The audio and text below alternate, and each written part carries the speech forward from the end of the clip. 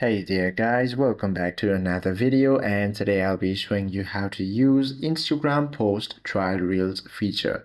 To use the Instagram trial reels feature, you simply have to open the application itself. Now once you do so, go ahead and swipe towards right from your home screen to access this reel option. Now go ahead and select this reel option, then you can select any media from your gallery just by tapping this button, or just create one by tapping that circle button. And once you do so, go ahead and tap on this next option.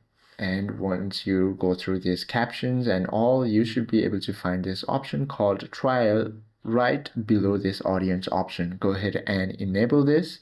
And once you do so, go ahead and just share it, and your reel will be posted as a trial reel. I hope this video helps you out a lot. If you have any questions or queries, please do comment down below.